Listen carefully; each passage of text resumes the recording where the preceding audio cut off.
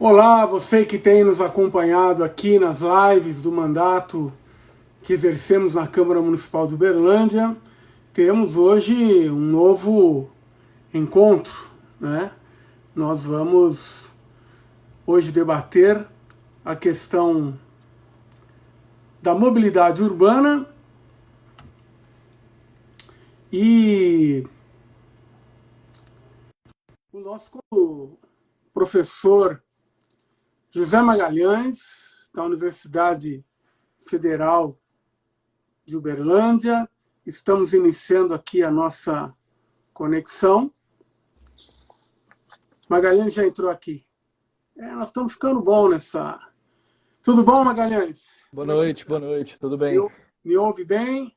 Sim, te ouço bem, você me ouve, vocês Tudo aí me bem, tudo ouvem. certo, tudo ok.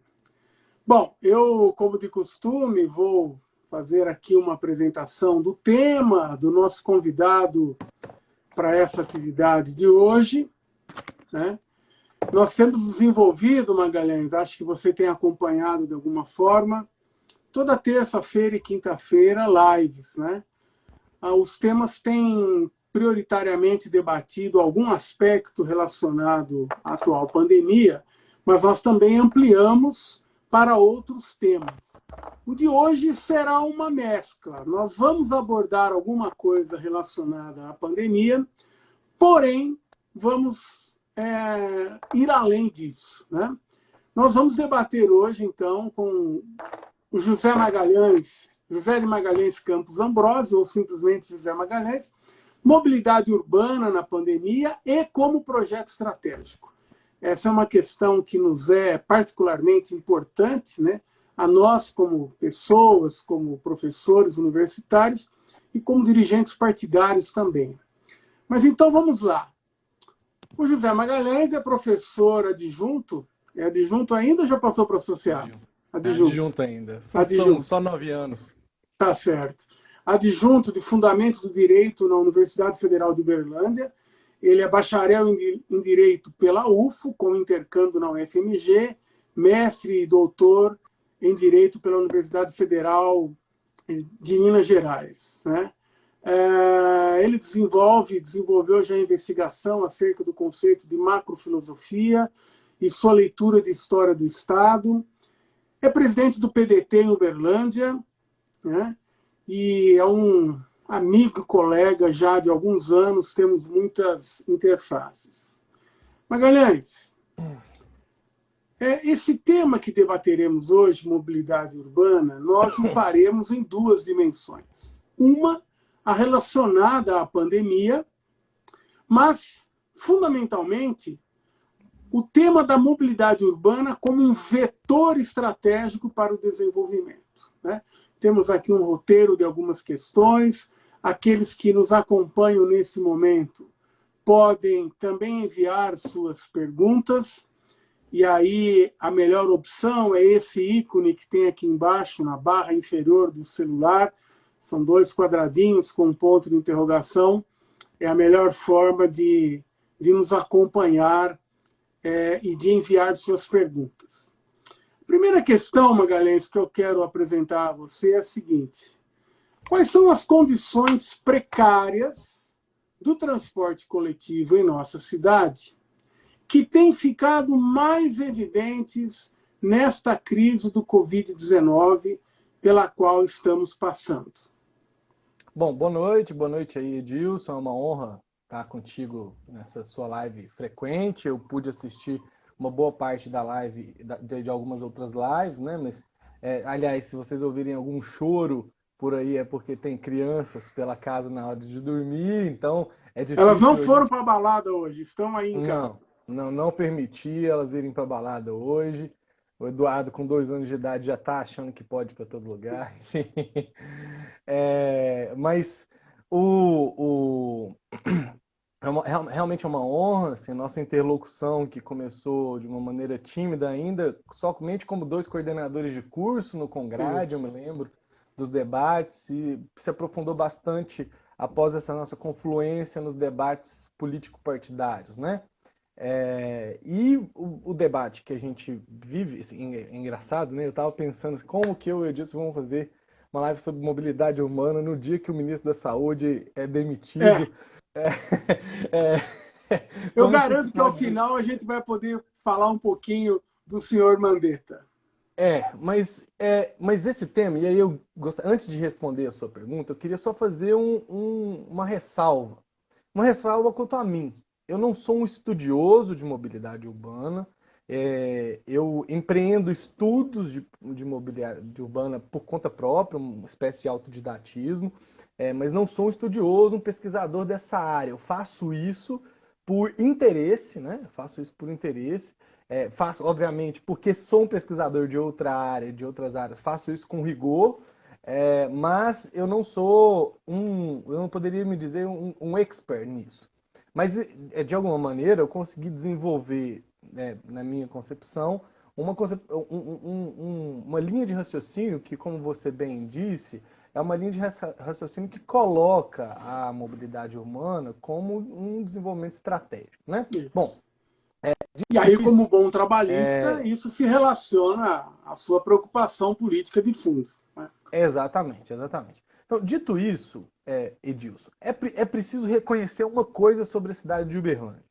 A cidade de Uberlândia, há pouco mais de 20 anos atrás, ela viveu um ciclo de inovação dos seus equipamentos públicos. O que foi esse ciclo de inovação? Foi o estabelecimento do CIT, né, do Sistema Integrado de Transporte, que foi uma adaptação do que foi feito em Curitiba, né? Foi o estabelecimento, inclusive, das UAIs, um pouco antes e um pouco ali contemporâneo também, mas viveu um ciclo de inovação que a lógica sistêmica do CIT é uma lógica, veja bem, é uma lógica que sustenta muito bem as precariedades que ele possui, né? Ou seja, ele torna aparentemente um sistema que é vencedor, em grande medida é um sistema vencedor, vamos dizer assim, né? Principalmente quando a gente faz o contraste com outros centros urbanos do Brasil, é um sistema vencedor, mas ao mesmo tempo, e aí é que entram as questões, ele é um sistema que é engraçado, né? Que ele é o espelho da desigualdade social na nossa cidade. Né? E aí é o que é o grande X da questão, né? Porque nós sabemos, e aí a gente já começa a pensar a mobilidade urbana de uma maneira no pensamento estratégico, né? Nós sabemos que principalmente, olha só, que principalmente o uso do solo com a mobilidade urbana, ou seja, como se planeja a utilização do solo, como se faz os loteamentos e etc., é uma coisa fundamental para como também vai se desenvolver e vai se estabelecer a rede de mobilidade urbana. Porque mobilidade urbana não é somente o transporte coletivo Sim. como nós entendemos. É o transporte coletivo, é o transporte individual, são as alternativas de táxi, hoje em dia Uber, bicicleta, enfim, até Os mesmo a pé, né? famosos modais, né, Isso, Magalhães? os famosos modais de mobilidade urbana. E aí, especificamente em Uberlândia, né? Quando nós cruzamos o sistema integrado de transporte, ou o sistema público de transporte, e a estratégia de ocupação do solo da cidade de Uberlândia, é que a gente vê talvez o grande busilis da questão, né? Porque fatalmente o que nós vamos encontrar é que existe um mito na cidade de Uberlândia, sabe, Edilson? Você já deve ter ouvido várias vezes, os ouvintes também já devem ter ouvido, que você vai para qualquer lugar em Uberlândia em 20 minutos. Você já ouviu falar nisso, né? É. É, Uma lenda urbana, né? essa é uma lenda urbana, mas ela é verdade para a classe média. Ela é verdade para a classe média que vai ao praia, ao Cajubá, que vai à universidade, que vai ao Parque do Sabiá e pode morar nas imediações, que utiliza-se da Rondon Pacheco, que se utiliza da João Naves, enfim, da Getúlio Vargas, de alguma maneira. Mas se a gente for pegar, isso pega um número que forma a classe média e a classe A da cidade, mas não pega um outro tanto de contingente populacional que foi jogado, de alguma maneira, para fora dos equipamentos mais importantes sociais de Uberlândia, exatamente pela estratégia de ocupação do solo. Eu me lembro, existe outro mito, né, em Uberlândia, por conta dessa estratégia de ocupação do solo, que é que não existe pobreza em Uberlândia. Você não vê pobreza em Uberlândia. Mas é porque a estratégia de ocupação de solo foi a estratégia que criou um cinturão em torno da cidade, que antes, agora está ficando cada vez mais insustentável, né? Que antes não permitia que os bairros mais pobres da cidade tivessem visibilidade, né? Visibilidade no sentido físico mesmo, não no sentido mais simbólico, mas visibilidade no sentido físico. Então, quando a gente cruza esses dados, aí nós percebemos que também os equipamentos de transporte público, né, e da mobilidade urbana privilegiados tanto pelas escolhas políticas na hora de se fazer as obras, por exemplo, quanto os equipamentos públicos de melhor qualidade estão nesse mito dos 20 minutos. Né? Esse mito dos 20 minutos recebe os melhores equipamentos públicos, né? Inclusive porque depois que a gente passou por esse ciclo de inovação, e aí é bom lembrar que a elite de Uberlândia, de alguma maneira, sempre se preocupou, né, para o bem e para o mal, né, sempre se preocupou em se colocar na vanguarda da região, né, não é à toa que tivemos a universidade, assim por diante, né, e aí tivemos essas ciclos de inovações na saúde, na mobilidade urbana, mas é nisso que nós percebemos, porque aí a gente precisa utilizar os equipamentos, esses equipamentos, as pessoas, e aí em tempos de Covid-19, são os trabalhadores e as trabalhadoras que estão mais fragilizados porque fatalmente estão sofrendo uma pressão muito maior para ir aos seus locais de trabalho, seja legal ou seja ilegalmente. Então, por exemplo, existe muito comércio funcionando a portas fechadas, com as pessoas trabalhando lá dentro, enfim. E elas correndo risco, porque quando você está no seu carro, e aí esse é um outro problema de mobilidade urbana que a gente pode tratar daqui a pouco, quando você está no seu carro, você está em contato físico consigo mesmo, ou no máximo com a sua família. Quando você está no transporte público, você está em contato com uma série de outras pessoas, né? E muitas vezes não há escolha, e aliás, isso é uma coisa que a gente precisa discutir enquanto modelo estratégico, é que o Covid-19, de alguma maneira, mostra para nós, escancara para nós essa desigualdade nas possibilidades do uso do transporte e mais, né? Faz com que a classe média e a classe alta se fiquem confortavelmente bradando nas redes sociais, porque não são eles que utilizam, via de regra, o transporte público, porque o transporte público não é convidativo para o uso. Principalmente aí da classe média. A classe alta não usaria normalmente mesmo, mas principalmente aí da classe média. Ou seja, a classe média não precisa cuidar do transporte público. Não é um olhar, ela não tem um olhar para o transporte público, né?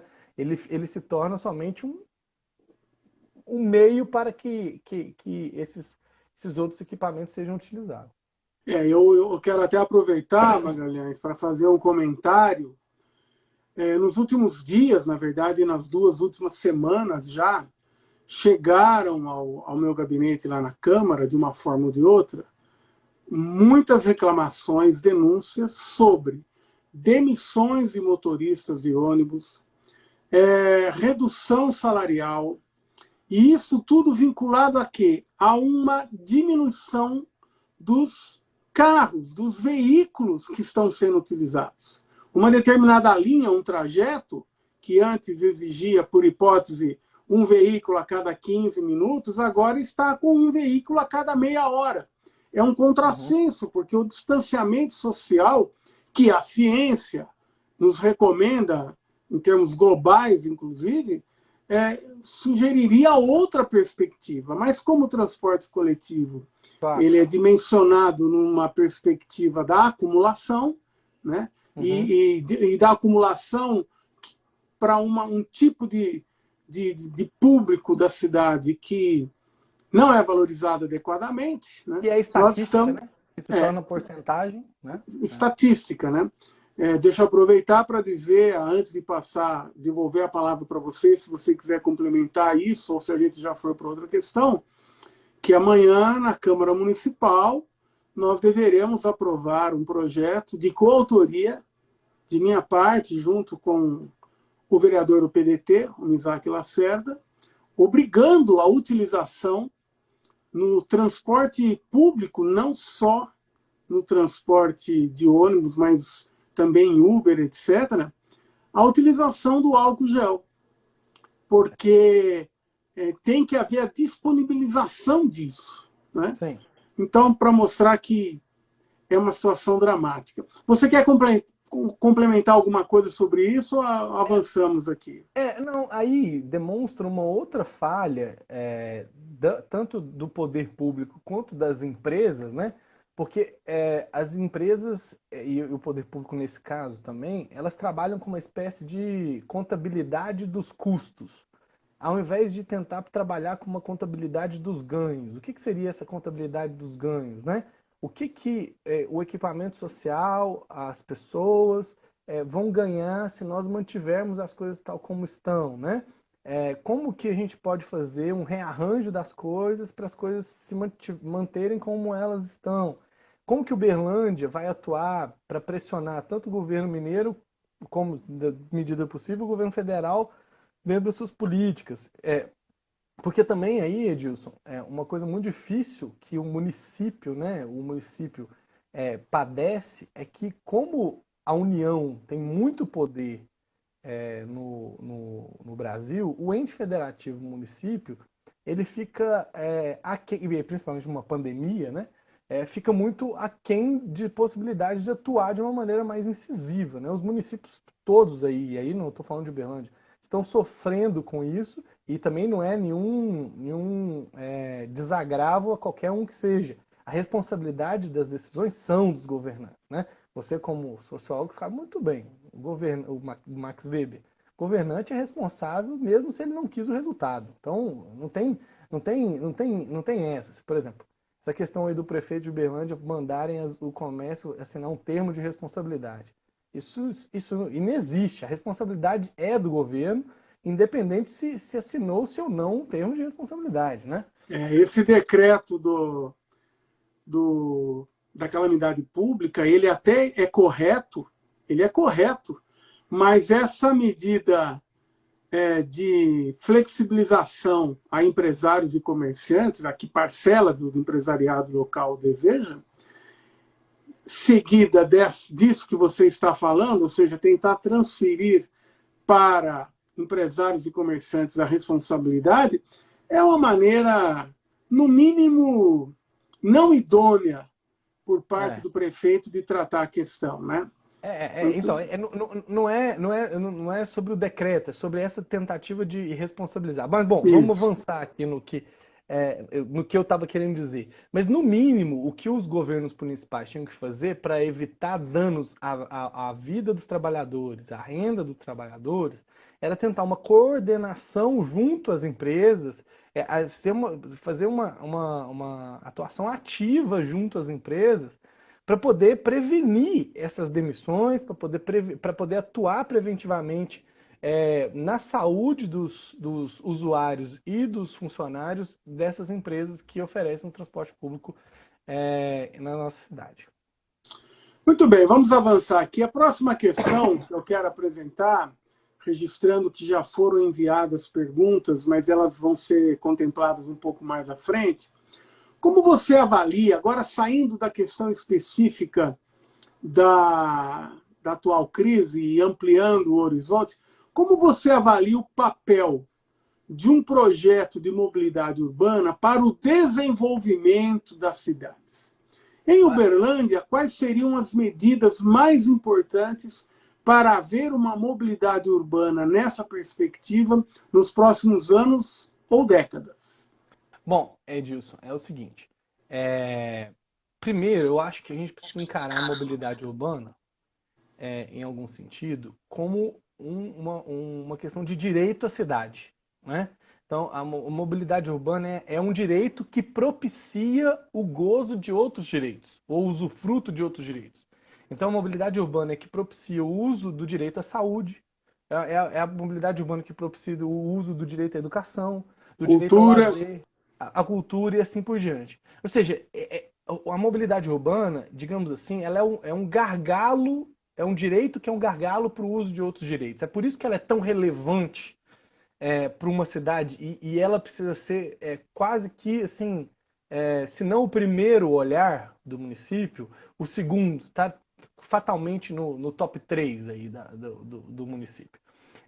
Então, sem mobilidade urbana, você não tem nem o desenvolvimento econômico, porque assim, o tempo, e aí você, como sociólogo divertente, marxista, sabe muito mais que eu, o tempo é fundamental para o capitalismo e para a produção, não é Claro. mesmo?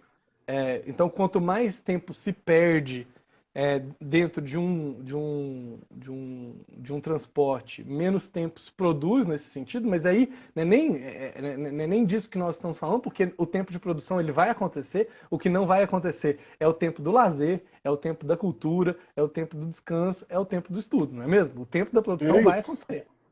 Mas os outros tempos, os outros desenvolvimentos não irão. Mas mesmo assim, uma qualidade de vida que é deteriorada porque não se está tendo descanso, lazer, cultura, etc., ela impacta também na escala da produção. Não é à toa que o Brasil é um país que tem um ócio de produtividade gigantesco, né? Então, os desenvolvimentos da saúde, os desenvolvimentos da própria produção, o desenvolvimento da cultura, ele fica prejudicado quando a mobilidade urbana não funciona de maneira a propiciar o uso desses outros direitos. É por isso que a mobilidade urbana é tão central para os municípios. Eu, por exemplo, defendo fazer uma proposta polêmica aqui. Eu não tenho muitas concordâncias nos últimos anos com o tal do Cristóvão Buarque, que está ficando cada vez mais lelé, né? Mas eu tenho pensado que aquela proposta dele de federalizar a educação básica, ela seria, se fizermos da maneira correta, porque aí, por exemplo, essa federalização do ensino médio através dos institutos federais e através da universidade se comprovou de sucesso, talvez a gente consiga isso com algum desenho específico para a educação básica, federalizar a educação básica para deixar o município focado na saúde, na mobilidade urbana, pensando nesses três setores muito fundamentais do serviço público, né? Talvez se a gente fizesse esse movimento para focar na mobilidade urbana, talvez os municípios tivessem um respiro maior, porque lidar com a burocracia da educação e aí não só com o projeto político da educação, né? Mas lidar com a burocracia da educação é uma energia muito grande de um governo. Mas, dito isso, cidades conseguem ter sucesso na mobilidade urbana tratando de educação, né? Então, não é isso que impediria, de fato, uma cidade ser bem produtiva. Bom, o que a gente precisa fazer disso? Bom, o que precisa acontecer? Bom, primeiro a gente precisa aumentar a qualidade do serviço do transporte público. Por que a gente precisa aumentar a qualidade do transporte público? E essa lógica funciona também para o sistema de saúde. Porque a gente precisa tirar a classe média do carro e do sistema privado. É isso. A gente precisa fazer isso. A classe média precisa sair do carro e precisa sair dos planos de saúde, por exemplo. Se a gente está pensando no sistema público de saúde. A classe média precisa sair Ou disso. seja, nós precisamos de um SUS devidamente financiado, né? E de uma mobilidade urbana que priorize não transporte individual. Ele tem o seu lugar, mas ele precisa estar subordinado a uma outra visão. Isso, e é engraçado, todos os estudos que eu vi de mobilidade urbana, e eu realmente estou estudando isso com muito afinco, consenso, os carros precisam sair das ruas. Não, assim, não tem jeito. Assim, mas também, se não for antecipadamente oferecido um transporte Alternativas, né? público de qualidade, funcional, que leve as pessoas a um tempo adequado, não tem jeito. Tem um livrinho, chama Grandes Questões de História. E aí tem um capítulo desse livro que chama Como os Governos Dão Certo, né? Essa é a pergunta, cada capítulo é uma pergunta que um historiador específico vai tentando responder. A segunda ou terceira frase do livro é o seguinte: os governos dão certo quando o trem chega na hora certa. Isso era muito simbólico. E aí ele usa uma sincronia que aconteceu com a queda do Mussolini para além da guerra, com os trens atrasando na Itália. Veja bem, a popularidade do Mussolini começou a cair na medida em que os trens começaram a atrasar na Itália, também, entre outros fatores, obviamente, né? E isso é um fator fundamental. A previsibilidade, a estabilidade de um sistema de transporte. Por que a classe média de Uberlândia fala que você chega em qualquer lugar em 20 minutos? Porque para a classe média de carro individual, você tem 5 pistas na Rondon Pacheco. E aí você consegue chegar no seu local em 20 minutos. Você tem 4 pistas na João Naves e assim por diante. E aí o que acontece é que no fundo, o poder público subsidia o transporte privado. Porque quando ele aumenta o número de pistas, faz recapeamentos, faz dupla.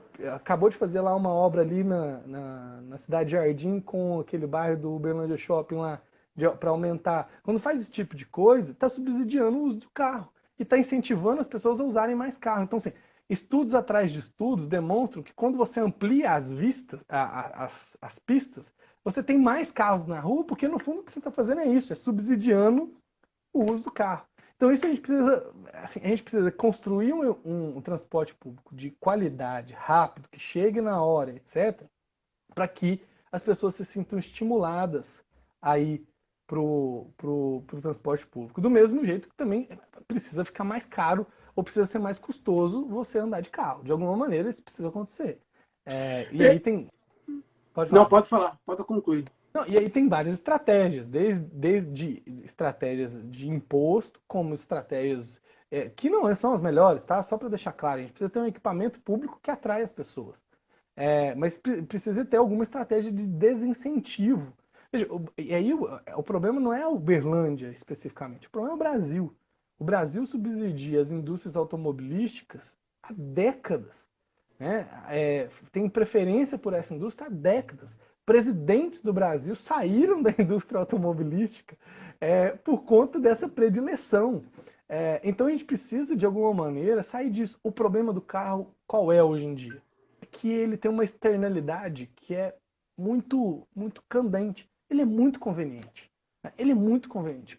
Convencer alguém que usa o carro, e já numa cultura carrocentrista, vamos dizer assim, a sair do carro é muito difícil. É por isso que a gente precisa ter equipamentos diferenciados, né? Mas vamos lá, que eu ainda vou chegar na grande proposta. Tá, não, a grande proposta está na outra pergunta, né? Veja, nós tivemos aqui dois comentários rolando aqui na tela, da Gislene e do Renan, que falam sobre planejamento, né? E o Renan, inclusive, sem planejamento não há como avançar em mobilidade urbana. O Renan mostrando a importância de um planejamento, inclusive projetando a cidade para quando ela atingir números de presença de população muito maiores do que hoje existe. Mas eu faço só uma observação antes de entrar na pergunta que eu acho que você vai aproveitar para falar da grande proposta. Quando eu vou para São Paulo, né, eu que sou paulista, sempre frequentei muito a capital de São Paulo,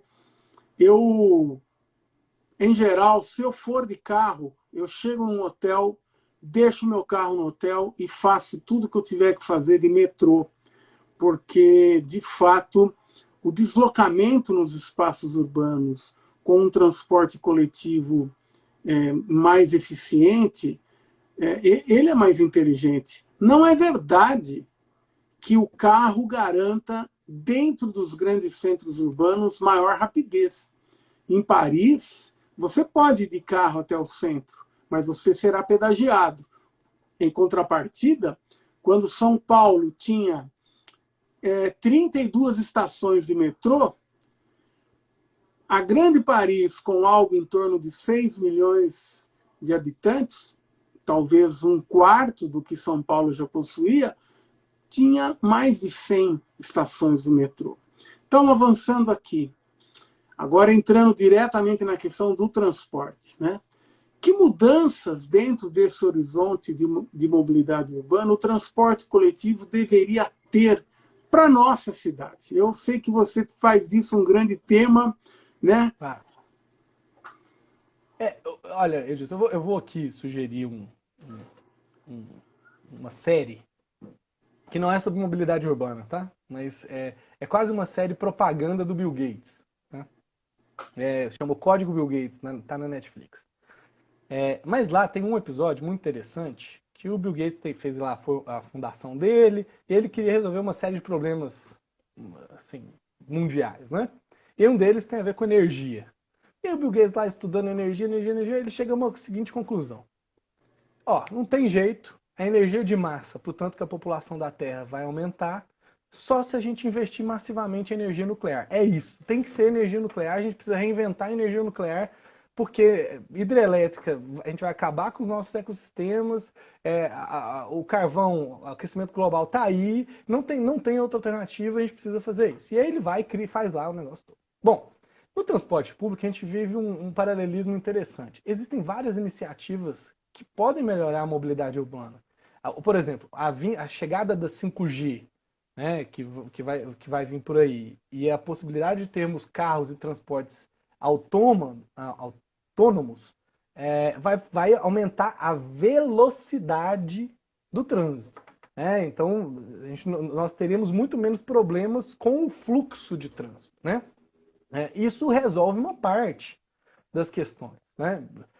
Então, por exemplo, o município agora, na minha visão, porque isso é mais barato, digamos assim, o município tem que se esforçar muito claramente para se preparar para a chegada do 5G e para preparar o seu transporte público para isso. E se preparar de uma maneira geral, porque ele precisa se preparar para proteger os motoristas e cobradores de ônibus disso também.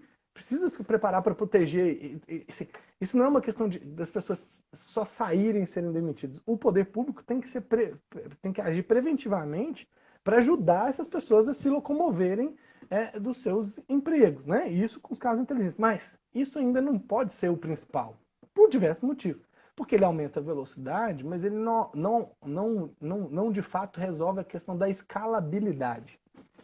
A questão da escalabilidade a gente de fato só resolve com o metrô. Né? Inclusive porque com o metrô você consegue uma escalabilidade muito alta de uma maneira muito mais sustentável. Por exemplo, você falou da cidade de São Paulo. Na cidade de São Paulo, se nós transformássemos todos os carros em elétricos, a gente ia precisar que todas as termoelétricas do Brasil trabalhassem para alimentar os carros de São Paulo. A noção de grandeza é fundamental para entender isso. Né? Exatamente. Então, assim, não funcionaria nós simplesmente transformarmos os carros em elétricos para poder ter um impacto melhor no aquecimento global. A gente precisa de um equipamento que funcione, que seja escalável, ou seja, transporte muita gente, que seja rápido e que possa atrair as pessoas para ele. E esse equipamento, o único que nós temos hoje é o metrô. E os metrôs, assim, os metrôs, eles fatalmente atraem o público que precisa ser atraído, que é o público que tem carro. Porque, veja, nós estamos, e aí eu vou falar de Uberlândia especificamente agora, né? Uberlândia está num momento em que essas escolhas precisam ser tomadas. Porque, como eu disse há um tempo atrás, o sistema integrado de transporte ele foi uma inovação do transporte público, só que a melhora dele foi só, digamos, melhora, né, entre aspas, foi uma melhora incremental. Ou seja, você pegou o mesmo sistema e foi expandindo com melhoras aqui e ali, mas o sistema ele é o mesmo, você só incrementou esse sistema. Esse sistema ele não vai se sustentar por muito mais tempo. Ele tem condições de sustentar por um tempo, mas ele não vai sustentar por muito mais tempo da maneira adequada, né? Porque da maneira inadequada ele pode funcionar por longo tempo. Aí. Mas agora está na hora de nós tomarmos as nossas decisões para que Uberlândia tenha um planejamento metroviário adequado, né? Porque se nós não tivermos um planejamento... Porque não dá para a gente ter, por exemplo, 16 linhas de metrô, como tem em outros lugares em Uberlândia. Não é possível e talvez agora nem seja desejável. Mas as cidades fora do Brasil que tiveram sucesso na sua mobilidade urbana foram cidades que começaram a se preparar para o equipamento de metrô nesse momento. E aí nós temos um cruzamento com Uberlândia que é muito favorável. Uberlândia não é uma cidade como Belo Horizonte, que é uma cidade de morros. De morros íngremes, né? Que tem as colinas e tal, mas não é uma cidade em que o custo do metrô seria um custo exorbitante. É um custo sempre alto. E aí é óbvio que aí a gente precisa entender que a situação fiscal do Brasil todo não está lá das melhores coisas. Mas aí a gente também dá para buscar estratégias para poder fazer isso. Ver também se essas estratégias são interessantes ou não. Outro dia eu li um case que está há pouco tempo, mas foi um caso interessante, que é o caso da implantação do metrô em Salvador. A implantação do metrô em Salvador, duas linhas, ela foi feita em duas linhas construídas em 4 anos e meio, isso pelo que eu pude ver lá, é uma espécie de recorde, né, que foi feito em parceria com a prefeitura e o governo do estado, e isso é uma outra coisa. Exige uma energia muito grande, inclusive política, porque você precisa convencer entes federados diferentes do município para isso.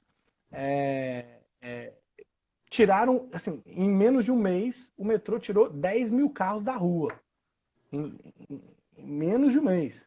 E veja bem, Magalhães, me permita um parêntese. Me permito. O Ministério das Cidades, por exemplo, embora tenhamos aí um governo que não pensa, nem vou colocar não pensa muito, não pensa, ponto. O fato é que a articulação de um projeto como esse impacta em geração de empregos, em redução, né, desses estrangulamentos pelas cidades. É muito importante a mobilidade urbana e dentro dela um planejamento para se ter metrô, por exemplo, ou outras alternativas como o VLT, que é uma espécie de metrô, né, de superfície. Mas não consegue ter a mesma escalabilidade que o metrô. Não consegue. Mas pode ser um modal articulado, sim, né, como modal do planejamento. Quer dizer, é irracional. É irracional não se avançar nessa direção. Né? Mas olha só, Edilson, como que as coisas no Brasil são feitas, de fato, sem esse planejamento integrado, sem pensar nas diversas dimensões de uma cidade. Né? Nós tivemos um programa aí muito importante, só para frisar isso, um programa muito importante, que foi o Minha Casa Minha Vida. Minha Casa Minha Vida, então, frisando, foi um programa muito importante.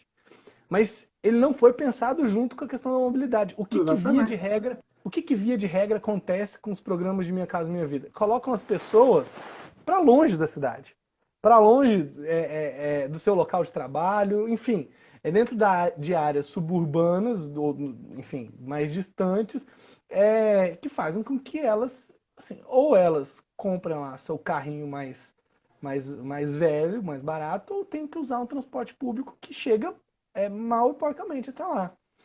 E isso tudo não foi pensado conjuntamente. Então, assim, vamos aqui trazer o Minha Casa Minha Vida Uberlândia. Serviu lá para um ex-deputado estadual da cidade fazer aliás, a sua candidatura a deputado. Na época era secretário de habitação da cidade. Né? Não vou citar o nome, né? Porque como estamos em público, vai que... Né? Como que se não integra, né, essas duas coisas ao mesmo tempo? Como que você tem um programa... E aí, não é um programa habitacional pequeno. A questão Minha Casa Minha Vida foi massivo, foi um programa habitacional enorme. Como que não se prepara um planejamento de transporte público pensando nisso? Né? E é por isso que, então, que eu acho que nós precisamos pensar numa escalabilidade melhor nesse sentido. Né? O ônibus ele precisa melhorar, só para você ter uma ideia. Um ônibus equivale a mais ou menos 30 carros. Um ônibus vale mais ou menos a 30 carros. Porque a média do uso do carro, é importante frisar isso aqui, é de 1,4 pessoas. Então, quando você vê um carro na rua, 1,4 pessoas estão usando mais carro. Não, na verdade, uma pessoa, via de regra, está dentro do carro. Né? E do ônibus é 30 vezes isso. Então, no ônibus, a média do ônibus, né? Porque no horário de pico, nós sabemos que é muito mais. Né? 30 vezes isso. E o ônibus polui só 2 vezes mais que um carro. Então, olha aqui que é muito irracional. É escandaloso, né? Escandaloso. É muito escandaloso. O problema também aí, que a gente precisa, e aí a gente precisa ajudar as pessoas nisso, é que além do transporte público não ser sedutor para uma boa parte da população, existe um erro de percepção aí. Um erro de percepção que é o seguinte, as pessoas acham que é melhor melhor para ela, inclusive, usar o carro. Mas quando o problema diz que quando não é bom para todo mundo, também no fundo não é bom para ela, porque em alguma medida ela vai ser impactada, porque é um sistema, num sistema. Às vezes, quando dá um problema no ponto, você é afetado sem saber que foi um ponto específico, então por conta do problema no transporte público, teve um problema na saúde, que aí você não vai ter um leito no problema da saúde por conta do problema do transporte público, só que você não liga o problema do transporte público com o problema da saúde, e aí você acha que o problema é só da saúde, não do transporte ao mesmo tempo. Então, nós não gerenciamos essas informações adequadamente. Então, assim, Uberlândia hoje é uma cidade que consegue sustentar ainda uma cidade com carros e ônibus, sem dúvida. Se a gente melhorar o sistema, ela funciona. Só que muito em breve, nós já começamos a ver gargalos de carros aí pela cidade, mas muito em breve, porque nós continuamos subsidiar o uso de carro pelas pessoas, nós vamos ver isso cada vez maior, e aí isso aumenta e faz impacto no meio ambiente. Sabe esse céu aí, gente, bonito, que a gente fala que o Uberlândia tem? Esse Não céu de vai ter mais. cerrado, daqui a um tempo não vai ter mais. É só vocês pensarem no impacto que 100 mil carros podem fazer, porque nos centros urbanos é a poluição do transporte que é a mais fundamental, nesse caso, nos centros urbanos. Né? Nós perderemos esse céu porque Uberlândia precisa sobreviver por mais tempo. Não tem jeito. Então, se nós não implementarmos um metrô, que seja um metrô já preparado ecologicamente, também, né, de uma maneira sustentável, para isso, se nós não pensarmos nisso urgentemente, e eu acho que precisa ser um projeto, eu acho que sim, o próximo prefeito, que nós esperamos, né, disso que não seja o mesmo, o próximo prefeito tem um desafio muito grande, e aí, na minha visão, de ao menos deixar esse plano pronto. Sim, o meu sonho para o próximo prefeito, seja você, seja O qualquer outro, pré-candidato do PDT, o Adriano seja o Zago. nosso querido pré-candidato Adriano Zago, é deixar esse projeto pronto. É óbvio que o sonho maior seria ter uma linha pronta, né? Mas é deixar esse projeto pronto, porque isso é uma coisa de fato de longo prazo para a cidade de Uberlândia. O difícil de tudo isso tudo, Edilson, aí a gente encara outras coisas que são difíceis. Então, por exemplo, a cultura do carro é difícil enfrentar. E aí, assim, uma coisa interessante que a gente tinha pensado. O custo do transporte público, quando você muda a matriz energética, ela se torna mais estável. Então, por exemplo, o transporte público de ônibus, altamente dependente da commodity de petróleo, ela varia de uma maneira muito grande e o custo precisa ser colocado, não precisa, mas assim, pode ser argumentado que o custo precisa ser colocado lá em cima, porque essa matriz energética é muito volátil, e aí, se por acaso já tem lá determinado valor, o governo vai precisar subsidiar mais. E aí o governo subsidiando mais, por exemplo, o transporte público vai deixar de subsidiar coisas mais importantes, como, por exemplo, moradia, como, por exemplo, saúde, como, por exemplo, enfim, uma série de outras coisas. Mas a falta de pensamento sistêmico, nesse caso, é talvez o maior problema, né?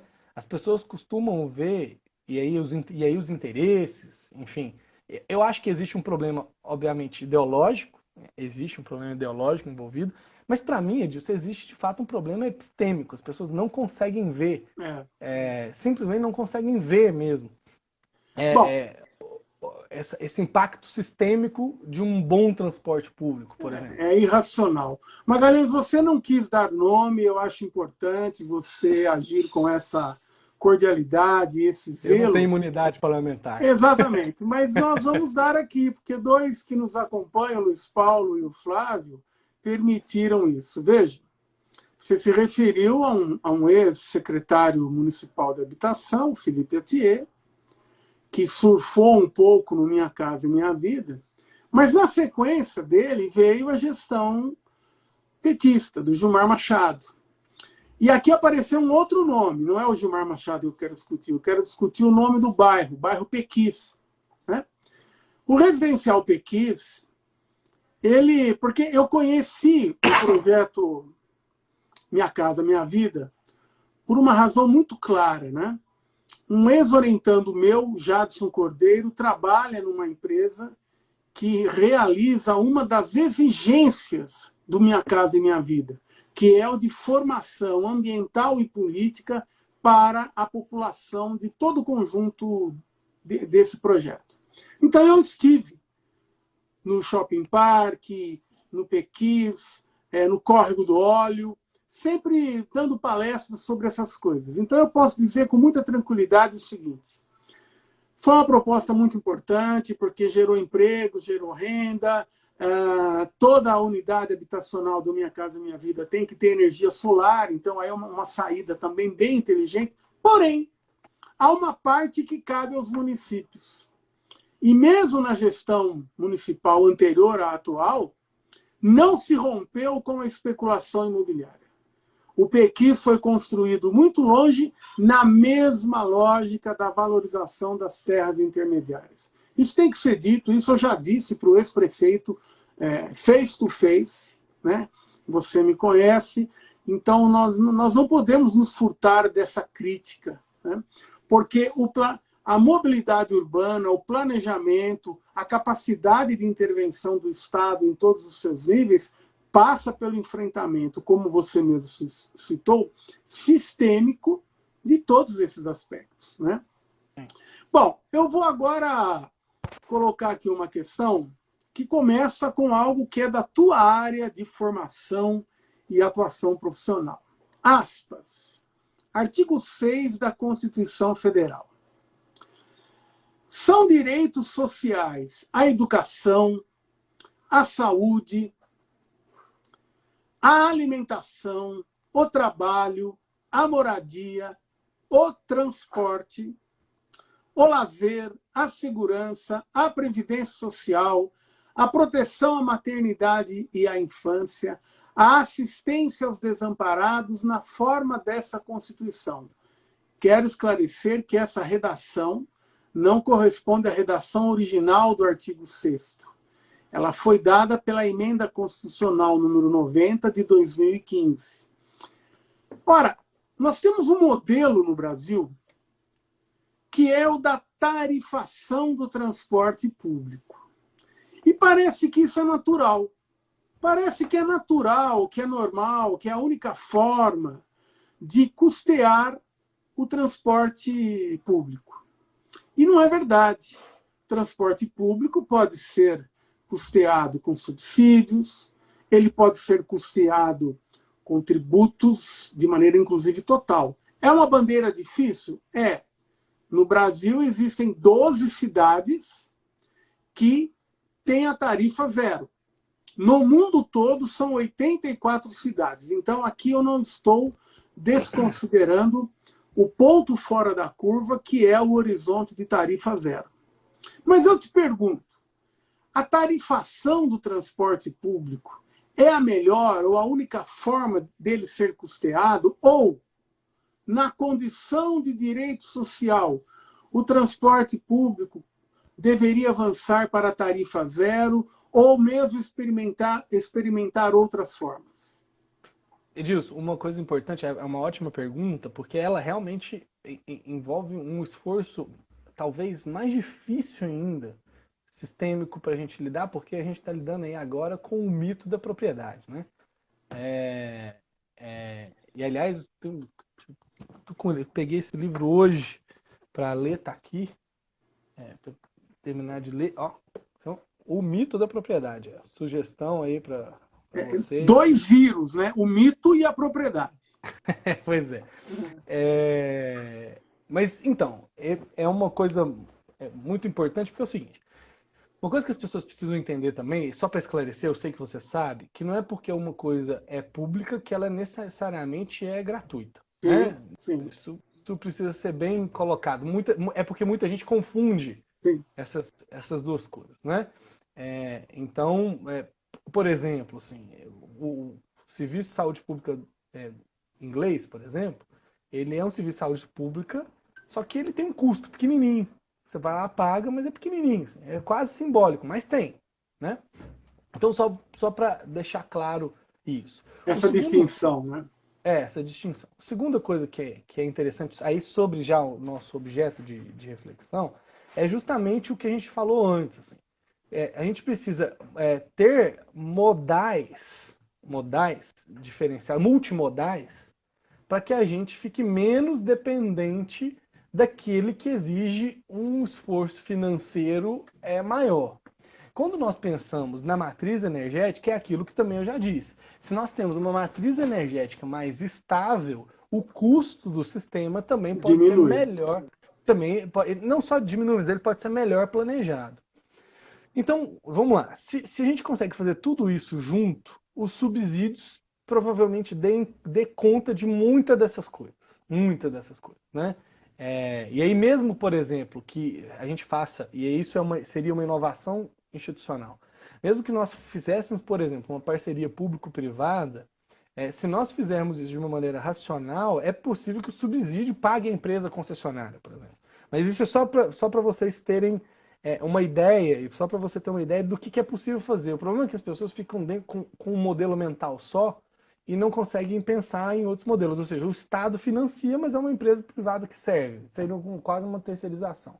Mas poderia ser o próprio Estado, mas, enfim, isso é uma outra discussão. Outra coisa que tem a ver com isso que você falou agora, Edilson, é que é o seguinte, do jeito que os mecanismos estão colocados, de fato é muito difícil que uma cidade como Uberlândia, principalmente pelo histórico, não tenha alguma tarifa, né?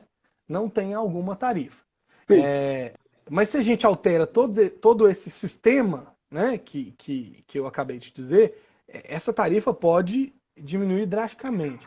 Porque o segundo ponto disso, que aí o município não tem muito o que fazer, é que é o seguinte, não tem como, porque mobilidade humana e todos esses direitos que você acabou de mencionar da Constituição, do artigo 6º da Constituição, eles são direitos que têm uma serventinha típica, que é a minoração das desigualdades sociais. Né? Ter esses direitos é para que, de alguma maneira, seja direta ou seja indiretamente, as desigualdades sociais sejam minoradas.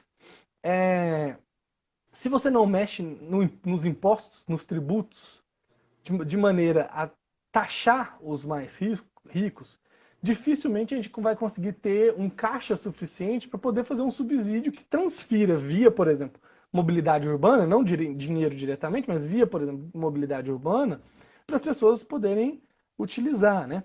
Uma outra forma, por exemplo, de pensar isso de uma maneira adequada, também assim, tendo alguma taxa, né, tendo alguma tarifa, né, a ser utilizada, é que, por exemplo, o metrô, mas é possível fazer isso no ônibus também, mas o metrô, porque ele é mais estável no sentido do custo dele, você consegue planejar tarifas progressivas. O que seriam essas tarifas progressivas? Quem já teve o privilégio de ir para fora sabe disso. Se você paga uma viagem, o seu custo é 10x.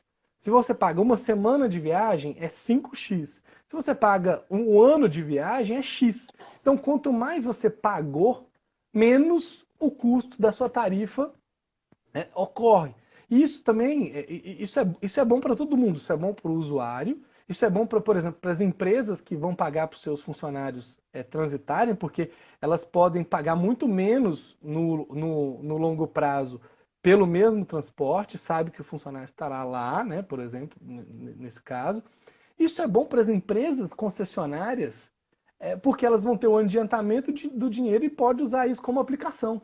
Né? E investimento, assim por diante. Ou seja, planejamento, né, Magalhães? Exatamente. A gente pode, então, assim, mesmo que alguma tarifa seja necessária, pelo desenho que nós temos hoje, mesmo que alguma tarifa seja necessária, é possível pensar dimensões em diminuir as tarifas de uma maneira adequada. Mas a questão é o seguinte, por exemplo, para o capitalista dono da concessionária, ele, por mais que isso seja obviamente racional, poucos pensaram nessa alternativa de receber menos, mas receber o dinheiro todo antes para poder aplicar esse dinheiro e inclusive ganhar mais dinheiro com isso, né? E a questão é disso, que eu acho que o poder público tem que pensar nessas alternativas. O próximo prefeito, é você, o Adriano, enfim, Outro é chegar para essas concessionárias e falar assim, ó, a gente precisa ter essas tarifas porque vocês vão ganhar mais e demonstrar que eles também ganharão com isso, né? É difícil você não demonstrar que a pessoa vai ter algum benefício que ela embarque no negócio. Mas como uma estratégia de combate à desigualdade, nós sabemos uma coisa. A desigualdade, o combate à desigualdade, portanto, uma equalização geral da sociedade, né? E a equalização não quer dizer igualdade absoluta, né? No sentido econômico, principalmente, mas uma minoração drástica das desigualdades é bom para todo mundo, inclusive para os mais ricos. É impressionante como esse tema abre o leque para muitas coisas. Quer dizer, a não mobilidade urbana ou uma mobilidade urbana inadequada, ela reforça as desigualdades. Sim, uma mobilidade urbana planejada com esse compromisso, né, em torno da noção de direitos e não de serviços que o cliente paga, essa mobilidade tem um poder de puxar o desenvolvimento em vários aspectos. Eu acho que nós conseguimos hoje 2 feitos até aqui. Faltam alguns minutos para a live ser interrompida pelo Instagram. Outro nível aqui indicado, ó, o nível. Muito bem. Porque uma sociedade mais igualitária é melhor para todos, inclusive para os mais ricos. Rousseau já disse isso com outras palavras, né? E o Rousseau não era comunista, não era trabalhista, Rousseau, mas enfim. Nós temos, veja, a segunda, nós fizemos dois desafios nós enfrentamos aqui. Não falamos do Mandetta até agora, né? E demos conta de um debate, né? Demos conta de um debate que é amplo, profundo, instigador. Eu, de fato, desejo. E aqueles que nos acompanham, uma parte deles sabe disso, que eu vou dizer aqui, os nossos 2 partidos têm um compromisso já de muito tempo de uma dimensão programática nas próximas eleições comum.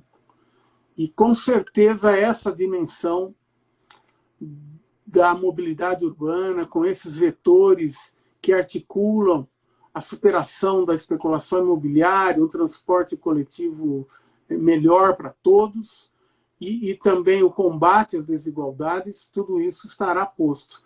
Eu espero, né, se a minha pré-candidatura for oficializada como candidatura e que a pré-candidatura do Adriano também se for oficializada como candidatura, que nós tenhamos muito mais confluências do que divergências, né? Há uma divergência futebolística entre mim e ele, mas isso a gente vai deixar de lado durante a campanha. Magalhães, eu quero te agradecer muito, nós estamos caminhando para o final, eu ainda tenho uma chamada para a próxima live, mas eu quero te dar aí 1 minuto e meio para você se despedir e fazer alguma consideração que queira. Não, eu agradeço, Edilson, pela honra, né, de estar aqui contigo novamente. Lembrar que esse é um tema que quem está interessado em discutir a cidade tem que discutir mobilidade urbana.